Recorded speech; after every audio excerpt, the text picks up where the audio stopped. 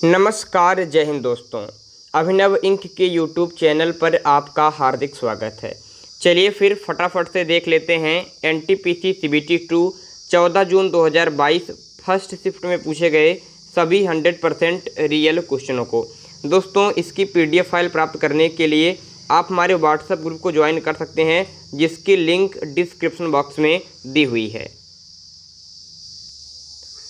तो यहाँ पर पहला क्वेश्चन पूछा गया है कि राज्य में धन विधेयक प्रस्तुत किया जा सकता है तो केवल विधानसभा में राइट आंसर हो जाएगा।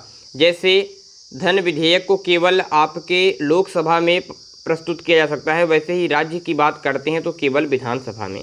दोस्तों, उत्तर प्रदेश में विधानसभा की सीटें कितनी हैं तो 403 है। याद रखिएगा, ये प्रश्न पेपर में कई बार आता है।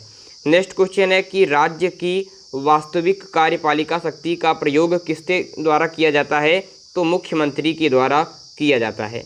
नेक्स्ट क्वेश्चन है कि भारत के संविधान में पंचायतों तथा नगर पालिकाओं से संबंधित 73वें और 74वें संविधान संशोधन के समय भारत के प्रधानमंत्री कौन थे तो पीवी नरसिम्हा राव थे। ध्यान रखिए, काफ़ी इम्पोर्टेंट है। 73वें संविधान संशोधन के द्वारा 11वीं अनुसूची और 74वें संविधान संशोधन के द्वारा 12वीं अनुसूची को संविधान में जगह दी गई। इससे पहले ध्यान रखिए कि 52वें संविधान संशोधन अधिनियम के द्वारा 10वीं अनुसूची को और फर्स्ट कॉन्स्टिट्यूशनल अमेंडमेंट के द्वारा 9वीं अनुसूची को संविधान में जगह मिली थी। अगला क्वेश्चन है कि भूमि सुधार अधिनियम को संवैधानिक सुरक्षा प्रदान करने हेतु कौन सी अनुसूची को संविधान में सम्मिलित किया गया तो अनुसूची 9 को। मैंने बता दिया आपको कि ये पहले संविधान संशोधन के द्वारा संविधान में जोड़ा गया था। जो मूल संविधान बना था उसमें कितनी अनुसूचियाँ थी तो उसमें कुल 8 अनुसूचियाँ थी। 8वीं अनुसूची में भाषाओं का जिक्र था, और ध्यान रखिए दोस्तों, भाषाओं की बात करते हैं तो कुल 22 भाषाओं को मान्यता प्रदान की गई है 8वीं अनुसूची के अंतर्गत।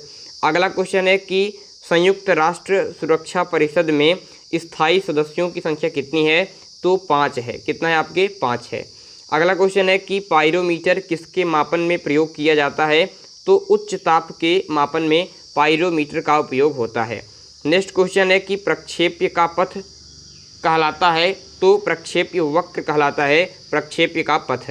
नेक्स्ट क्वेश्चन है कि रेल की गति किस प्रकार की गति का उदाहरण है तो ट्रेन की गति जो है रेल की गति है, यह एक प्रकार की रूपांतरित गति है। अच्छा, ऐसा क्यों है देख लीजिए। रूपांतरित गति में वस्तु के सभी भाग समान दिशा तथा समान समय में एक समान वेग से समान दूरी तय करते हैं, इसीलिए भैया रेल की गति क्या है तो रूपांतरित गति है। अगला क्वेश्चन है कि सभी मूल आधारीय बलों में सबसे कमजोर बल कौन सा है तो गुरुत्वाकर्षण बल। भैया मूल आधारीय बल कितने हैं तो 4 हैं। सबसे कमजोर कौन है आपके तो आपके गुरुत्वाकर्षण बल है। और नाभिकीय बल की बात करते हैं तो वह सबसे प्रबल बल है। अगला क्वेश्चन है मृग मरीचिका का कारण है तो प्रकाश का पूर्ण आंतरिक परावर्तन मृग मरीचिका का कारण है। भैया आकाश का रंग नीला दिखाई देता है, क्या कारण है तो प्रकाश के प्रकीर्णन का कारण है। याद रखिए, काफ़ी ज़्यादा इम्पोर्टेंट है प्रकाश का प्रकीर्णन। अगले क्वेश्चन की तरफ बढ़ेंगे, किसका उपयोग पॉलीथीन के संश्लेषण में किया जाता है तो दोस्तों एथिलीन की बात करते हैं तो इसका बहुलकीकरण करने से पॉलीथीन संश्लेषित होती है तो एथिलीन राइट आंसर हो जाएगा। अगला क्वेश्चन है कि मानव विकास रिपोर्ट किस संस्था द्वारा प्रकाशित की जाती है तो यूएनडीपी की बात करते हैं, यूनाइटेड नेशन डेवलपमेंट प्रोग्राम, इसके द्वारा मानव विकास रिपोर्ट जारी की जाती है। दोस्तों, United Nation Environment Programme UNEP का फुल फॉर्म है, जो पेपर में आता भी है। और इसका मुख्यालय कहाँ पर है तो इसका मुख्यालय आपके नैरोबी में है। केन्या की राजधानी नैरोबी में इसका मुख्यालय पड़ जाता है। अगले क्वेश्चन की तरफ बढ़ेंगे, सकल घरेलू उत्पाद डिफ्लेटर। सकल घरेलू उत्पाद डिफ्लेटर शब्द किसके मध्य एक अनुपात है तो नॉमिनल जीडीपी और जो रियल जीडीपी है इनके बीच का जो अनुपात है उसे कहते हैं सकल घरेलू उत्पाद डिफ्लेटर। अगला क्वेश्चन है कि लेखांकन वर्ष के दौरान किसी देश के घरेलू क्षेत्र में उत्पादित सभी वस्तुओं और सेवाओं का मूल्य क्या कहा जाता है तो भैया सकल घरेलू उत्पाद कहलाता है, ग्रॉस डोमेस्टिक प्रोडक्ट कहलाता है कि लेखांकन वर्ष के दौरान किसी देश का जो घरेलू क्षेत्र है उसमें उत्पादित सभी वस्तुओं और सेवाओं का मूल्य। ठीक है, अगला क्वेश्चन है कि किसी प्लास्टिक मनी कहा जाता है, तो क्रेडिट कार्ड को प्लास्टिक मनी कहा जाता है। प्लास्टिक मनी का तात्पर्य है कि आपके नकद वेतन देने में जो आपके एक विकल्प के तौर पे उपयोग किया जाता है, डिजिटल मनी आजकल चल रही है, तो वही है प्लास्टिक मनी, क्रेडिट कार्ड। ऐसी मुद्रा जिसमें शीघ्र पलायन कर जाने की प्रवृत्ति हो उसे क्या कहते हैं, तो उसे हॉट मनी कहते हैं। दोस्तों लाभ के उद्देश्य से जो शीघ्र पलायन कर जाने की प्रवृत्ति रखता है जो मुद्रा, उसे हॉट मनी कहते हैं। ध्यान रखिए कि अमेरिका का जो आपके मुद्रा है, आप डॉलर समझ लीजिए, डॉलर है, आपके यूरो है, तो ये सब आपके हॉट मनी हैं। तो ये इम्पोर्टेंट है, आपके डॉलर, येन, यूरो, ये सभी आपके हॉट मनी हैं। नेक्स्ट क्वेश्चन है कि भारत में पश्चिमी तट के उत्तरी भाग को क्या कहते हैं, तो भैया कोंकण तट कहते हैं। जो अपना यहाँ पर आप देखते हैं पश्चिमी तट, इसका जो आपके उत्तरी भाग है इसे कोंकण तट कहते हैं। और पश्चिमी तट का जो दक्षिणी भाग होता है उसे क्या कहते हैं, तो इसे आपके मालाबार तट कहा जाता है। वहीं पूर्वी तट की बात करते हैं तो पूर्वी तट का जो उत्तरी भाग है इसे क्या कहते हैं, तो इसे उत्तरी सरकार कहा जाता है।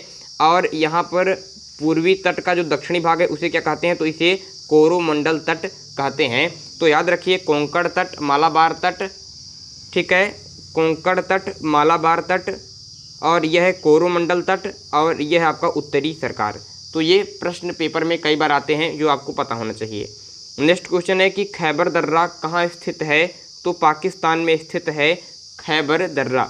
दोस्तों आता है कि पख्तून जनजाति कहाँ पाई जाती है, तो पख्तून जनजाति अफ़गानिस्तान में पाई जाती है। दोस्तों पाकिस्तान और अफ़गानिस्तान के बीच में कौन सी रेखा है, तो डूरंड रेखा है। ये भी क्वेश्चन काफ़ी इम्पोर्टेंट है।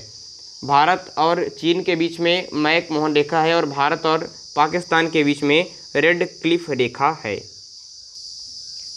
अगले क्वेश्चन की तरफ बढ़ेंगे कि इंडोनेशिया के द्वीपों को पश्चिम से पूर्व की ओर क्रम से लगाइए। तो यहाँ पर ये तो आपको सभी को पता है कि पहले तो सुमात्रा है, क्योंकि जो आपका ग्रेट निकोबार है, अंडमान निकोबार जब आप लोग पढ़ते हैं द्वीप, तो उसमें जो आपके इस तरीके से ग्रेट निकोबार है यहाँ पर, तो ग्रेट निकोबार और सुमात्रा के बीच में ही तो 6 डिग्री चैनल है। जो आप पढ़ते हैं कि जो 6 डिग्री चैनल है ये आपके सुमात्रा को ग्रेट निकोबार से के बीच में है। तो पहले तो सुमात्रा है, फिर क्या है, तो फिर जावा है, फिर बाली है, फिर लोम्बोक है। तो ध्यान रखिए सुमात्रा, जावा, बाली, लोम्बोक, यह है आपके इंडोनेशिया के द्वीप पश्चिम से पूर्व की ओर। दोस्तों सुमात्रा और जावा के बीच में ही तो आपके सुंडा गर्त पड़ता है, जो यही सुंडा गर्त है जो हिंद महासागर का सबसे गहरा गर्त है, और मेडागास्कर हिंद महासागर का सबसे बड़ा द्वीप है। नेक्स्ट क्वेश्चन है राल की बात करते हैं, प्राप्त होता है किससे, तो चीड़ के वृक्ष से प्राप्त होता है। यहाँ पर हमने आपके लिए कुछ इंपॉर्टेंट पॉइंट लिख दिए हैं क्योंकि ये क्वेश्चन थोड़ा इंपॉर्टेंट है। तो राल गोंद के समान हाइड्रोकार्बन युक्त द्रव्य है जो वृक्षों की छाल और लकड़ी से प्राप्त होता है। अन्य वृक्षों की तुलना में चीड़ जैसे कोणधारी वृक्षों से अधिक मात्रा में उत्पन्न होता है।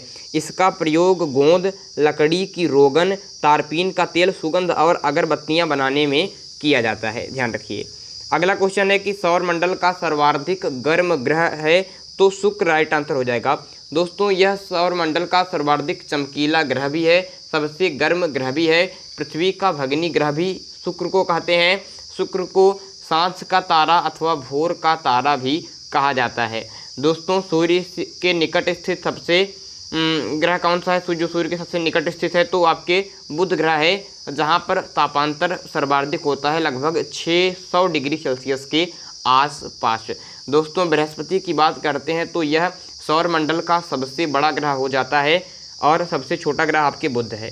अगला क्वेश्चन है कि भारतीयों के लिए महान सिल्क मार्ग किसने आरंभ करवाया, तो भारतीयों के लिए महान सिल्क मार्ग जो है तो इसे आपके कनिष्क ने आरंभ करवाया। दोस्तों कनिष्क को द्वितीय अशोक के नाम से जाना जाता है और कनिष्क महान कुषाण वंश का शासक था। कुषाण वंश के संस्थापक कौन थे, तो कुजुल कटफिसेस थे। कुजुल कटफिसेस, फिर विम कटफिसेस, और फिर आप कनिष्क को पढ़ते हैं। क्वेश्चन है कि चालुक्य वंश का सर्वाधिक महानतम शासक कौन था, तो पुलकेशिन द्वितीय था चालुक्य वंश का सबसे महान शासक। दोस्तों पुलकेशिन द्वितीय ने ही हर्षवर्धन को पराजित किया था। अगला क्वेश्चन है कि प्राचीन चोल साम्राज्य की राजधानी कहाँ स्थित थी। तो चोल साम्राज्य आप लोग जानते हैं कि विजयालय की बात करते हैं, तो विजयालय चोल साम्राज्य के संस्थापक हैं। और प्राचीन जो चोल साम्राज्य इसकी राजधानी उरैयूर थी। क्या थी आपके? उरैयूर थी। और बाद में इन्होंने कालांतर में अपनी राजधानी तंजौर को बना लिया था। ठीक है दोस्तों, एक चोल सम्राट था राजराज प्रथम, एक चोल शासक था राजराज प्रथम। इसने ही आपके तंजौर में क्या बनवाया था? तो बृहदेश्वर मंदिर बनवाया था, जो फेमस है बृहदेश्वर मंदिर। तो ये आपके राजराज प्रथम ने बनवाया था। अगले क्वेश्चन की तरफ बढ़ेंगे कि जगन्नाथ मंदिर किस राज्य में स्थित है। तो उड़ीसा राज्य में आपके पुरी में स्थित है जगन्नाथ मंदिर। दोस्तों उड़ीसा में ही आपके कोणार्क का सूर्य मंदिर है। कोणार्क की बात करते हैं तो कोणार्क का सूर्य मंदिर कहाँ पर है? तो उड़ीसा में ही स्थित है, जिसे ब्लैक पैगोडा के नाम से भी जानते हैं। ठीक है, और लिंगराज मंदिर कहाँ पर है? तो उड़ीसा के ही भुवनेश्वर में स्थित है लिंगराज मंदिर। लिंगराज मंदिर कहाँ पर है? तो भुवनेश्वर में है, उड़ीसा में ही पड़ता है। और जगन्नाथ मंदिर तो आप जान ही गए हैं। तो ये काफ़ी ज़्यादा इंपॉर्टेंट हैं, जो आपके पेपर में कई बार आते हैं। चलिए फिर ये 25 क्वेश्चन है जो मोस्ट एक्सपेक्टेड हैं NTPC CBT 2 के लिए आने वाले शिफ्टों के लिए मोस्ट इंपॉर्टेंट है। ठीक है, तो ध्यान रखिए, चैनल को सब्सक्राइब कीजिए, PDF फाइल के लिए व्हाट्सएप ग्रुप को ज्वाइन कर लीजिए। वीडियो को अंत तक देखने के लिए बहुत बहुत धन्यवाद। Bye bye.